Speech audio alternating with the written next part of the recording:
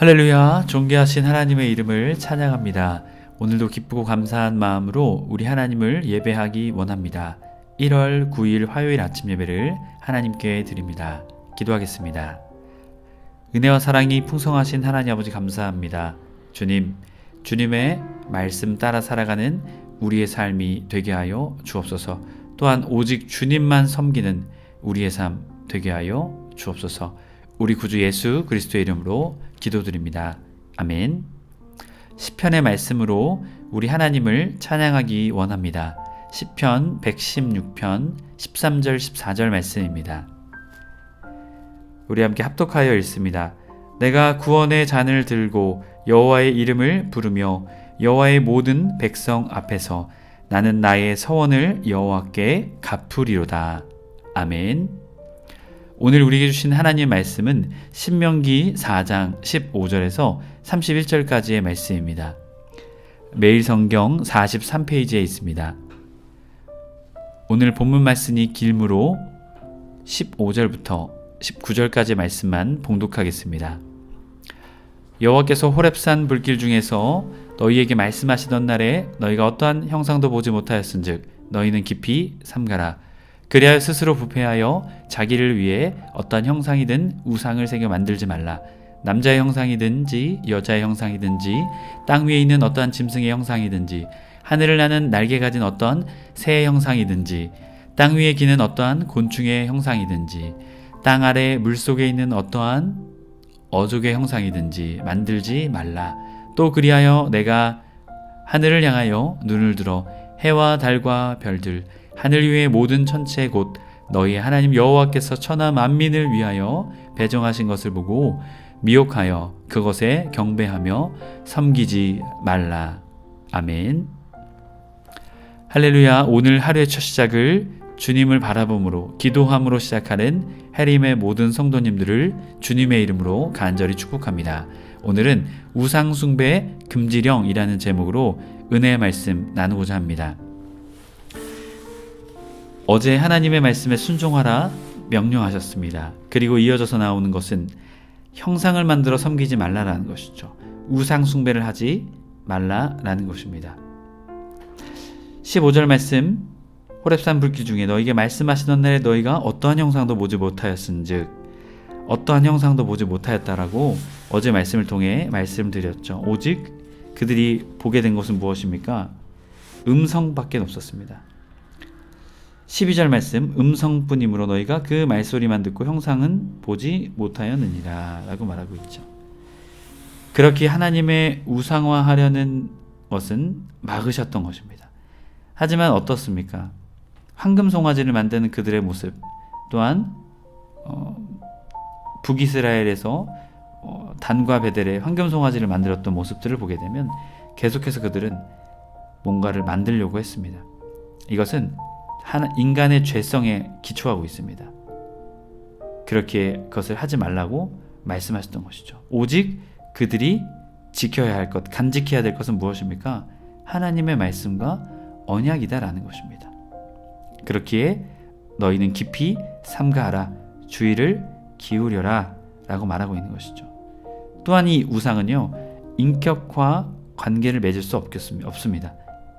하지만 하나님은 하나님의 말씀으로 어떻게 해요? 인격적인 교통을 하시죠.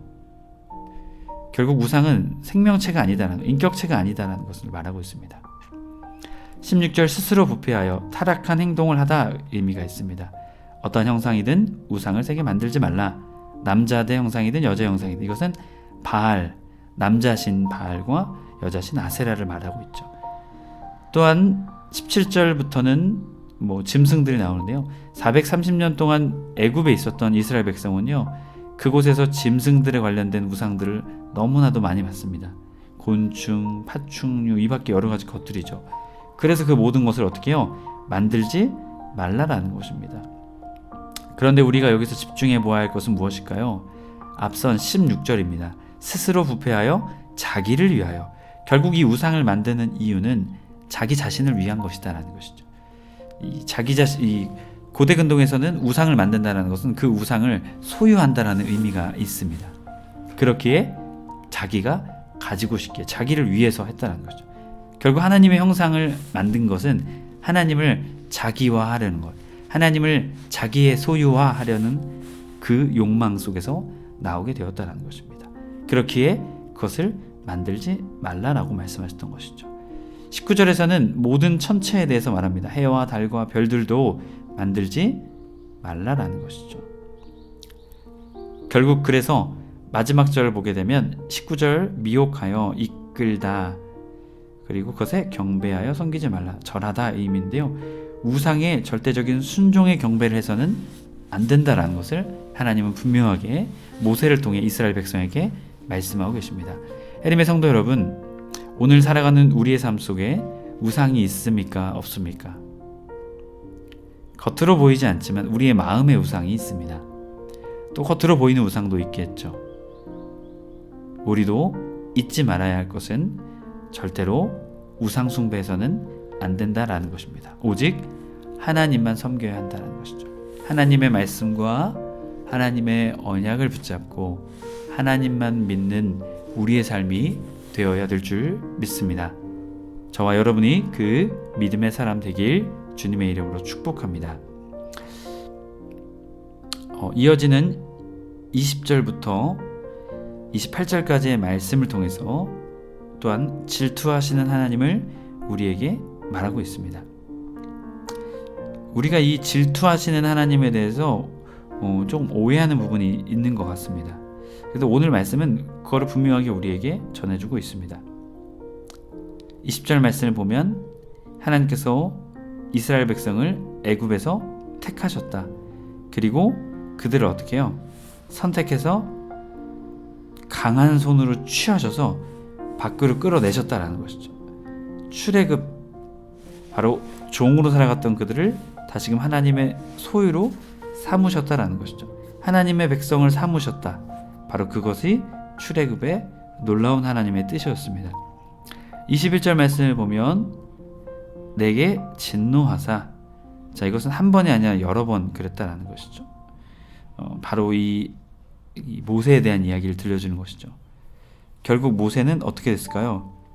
아름다운 그 약속의 땅에 들어가지 못합니다. 22절 나는 이 땅에서 죽고 요단을 건너지 못하려니와 너희는 건너가서 그 아름다운 땅을 얻으리라. 하나님의 말씀에 불순종한 모세, 결국 그는 죽을 수밖에 없었습니다.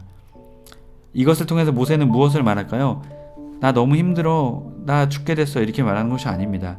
너희도 하나님의 말씀에 불순종하면 약속의 땅에서 분명한 그 책임을 나와 같이 얻게 될 것이다. 그렇기에 그렇게 살지 말아라. 그렇게 출애굽한 2세대에게 전해주고 있는 것입니다. 23절 스스로 삼가, 스스로 너희 자신을 향하여 경계하라 라는 것이죠. 모든 패역한 행동, 그 인간의 죄성을 삼가하고 경계하라 라는 것이죠. 그리고 너희와 세우신 언약을 잊지 말고 내 하나님 여호와께서 금하신 어떠한 형상의 우상도 조각하지 말라. 하나님의 언약을 잊지 않도록, 말씀을 잊지 않도록 절대로 하나님의 어떤 우상도 형상도 조각도 만들지 말라라는 것입니다. 여기서도 동일하게 23절의 원어의 뜻을 보면 너희를 위하여가 나옵니다. 결국 우상은 계속해서 너희를 위하여 만드는 것이다 라는 것을 말하고 있죠. 하나님을 위한 것이 아니다라는 것입니다. 24절 여호와는 소멸하는 불이시요 질투하시는 하나님이시니라. 자, 이 질투라는 의미는요, 우리가 생각하는 그러한 사랑을 질투하는 그러한 의미보다 더 깊은 뜻이 숨겨져 있습니다. 그것은 거룩을 지키는 하나님의 성품인 열정을 말하고 있습니다. 거룩을 지키고자 하시는 하나님의 열정인 것이죠. 그래서 하나님 앞에서 우리가 거룩을 지키지 못했을 때 어떻게 해요? 하나님의 거룩을 지키시려는 그 열정 때문에 우리가 살아남을 수 없는 것입니다. 25절 내가 그 땅에서 아들을 낳고 손자를 얻으며 오래 살 때에, 자, 이것을 오래 살 때는요, 모세는 머지않은 시간을 말하고 있습니다. 만일 스스로 부패하여 스스로 타락하여 무슨 형상의 우상이든 조각을 하여 내 하나님 앞에 악을 행함으로 그의 노를 일으키면, 그 앞에 죄를 짓게 되면, 하나님 앞에서 하지 말라는 그것을 하게 되면 이 질투하시는 하나님은 어떻게 해요? 소멸하는 불 되셔서 거룩의 불로 그들을 태워 어떻게 해요? 그들을 하나님의 심판을 받게 되는 그런 무서운 일들이 일어나게 된다는 것을 말하고 있는 것입니다. 26절 내가 오늘 천지를 불러 증거를 삼노니. 자, 증인으로 누굴 세웁니까? 천지를 말하죠. 하늘과 땅을 말하죠. 이것은 관용적인 표현입니다. 그렇게 내가 증인을 삼을 것이다. 증거를 삼겠다. 너희가 요단을 건너가 얻는 땅에서 속히 망할 것이라. 너희가 거기서 너희의 날이 길지 못하고 전멸되리라. 그 땅에서 멸망하는 차원이 아니죠. 그 땅에서 어떻게 해요? 멸망하여서 완전히 제거된다라는 것입니다. 27절 여호와께서 너희 여러 민족 중에 흩으실 것이요 포로로 끌려가고 아수르의 혼혈 정책에 의해서 흩어지게 되죠. 여호와께서 너희를 쫓아보내실 그 여러 민족 중에 너희가 남은 수가 많지 못할 것이며. 자, 하나님에 의해서 이러한 일들이 일어나게 된다는 것입니다. 어떤 일을 하게 행했을 때 하나님의 율법대로 살지 않고 하나님께 죄를 짓게 됐을 때, 우상을 숭배하게 되었을 때 결과가 이렇게 된다는 것이죠. 결국 이스라엘 백성은 이것을 스스로 증명했죠. 증명하지 않아도 된 것을 증명하게 됩니다. 바로 그들의 죄 때문이죠. 우상을 만들지 말라라는 주님의 말씀. 28절 너희가 거기서 사람의 손으로 만든 바 보지 못하고 듣지 못하며 먹지도 못하며 냄새도 맡지 못하는 목석의 신들을 섬기리라. 우상은 인격적인 존재가 아니다. 생명이 있는 존재가 아니다. 고로 하나님만이 유일한 신이시며 인격적인 분이시다라는 것을 분명하게 말합니다. 29절 그러나 내가 거기서 내 하나님 여호와를 찾게 되리니. 포로기 그 시기에 하나님을 찾게 된다라는 것이죠. 하나님을 찾다, 갈망하다라는 의미가 있습니다. 이스라엘이 하나님을 갈망하여 찾으면 어떻게 해요? 만일 마음을 다하고 뜻을 다하여 그를 찾으면 만나리라. 하나님이 만나 주시겠다라는 것이죠. 이 모든 일이 내게 임하여 환난을 당하다가 끝날에 내가 내 하나님 여호와께로 돌아와서 그의 말씀을 청종하리니. 자, 계속 곤란 중에 있다가 어느 일정한 시점이 딱 돼서 하나님께 돌아오는 음성을 급속하게 그들이 듣게 될 것이다 라는 것이죠. 그래서 그들은 포로기 시대에 갑작스러운 스룹바벨에 의해서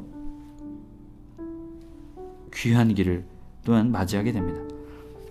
31절 내 하나님 여호와는 자비하신 하나님이라. 그가 너를 버리지 아니하시며 너를 멸하지 아니하시며 내 조상들에게 맹세하신 언약을 잊지 아니하시리로다. 이것을 통해 하나님은 다시 어떻게 해요? 회복시키실 것이다. 이 심판의 역사 속에서도 배후에는 하나님의 긍휼과 사랑이 있음을 우리에게 보여주고 있는 것이죠. 결국 그로 인해 출애굽했던 것이고 포로기 이후에 귀환을 할 수 있었던 것입니다. 하나님의 성도 여러분, 우리는 우상숭배해서는 안 될 것입니다. 하나님께서 하지 말라 말씀하신 우상숭배, 오직 하나님만 섬기는 우리가 되어야 될 줄 믿습니다. 또한 하나님을 떠난 우상숭배의 삶을 살았던 이스라엘, 하지만 그들에겐 하나님은 또한 은혜와 사랑을 베풀어 주셨습니다. 우리가 그 하나님의 마음을 알기에 더욱더 우상숭배해서는 안 될 것입니다. 저와 여러분이 그 믿음의 삶 살아내시길 축복합니다. 기도하겠습니다. 은혜와 사랑이 충만하신 하나님 아버지 감사합니다. 주님, 우상숭배하지 말라. 오직 하나님만 섬기라. 그 말씀을 우리의 마음판에 새기며 우리가 또한 새해를 맞이하는 이 시간 속에 우리가 늘 붙잡고 살아가는 은혜의 말씀 되게 하여 주시옵소서. 우리 주 예수 그리스도의 이름으로 기도드립니다. 아멘. 주기도문으로 마치고 자유롭게 기도합니다. 하늘에 계신 우리 아버지여, 이름이 거룩히 여김을 받으시오며 나라 임하옵시며 뜻이 하늘에서 이룬 것 같이 땅에서도 이루어지이다. 오늘날 우리에게 일용할 양식을 주옵시고 우리가 우리에게 죄 지은 자를 사하여 준 것 같이 우리의 죄를 사하여 주옵시고 우리를 시험에 들게 하지 마옵시고 다만 악에서 구하옵소서. 나라와 권세와 영광이 아버지께 영원히 있사옵나이다. 아멘.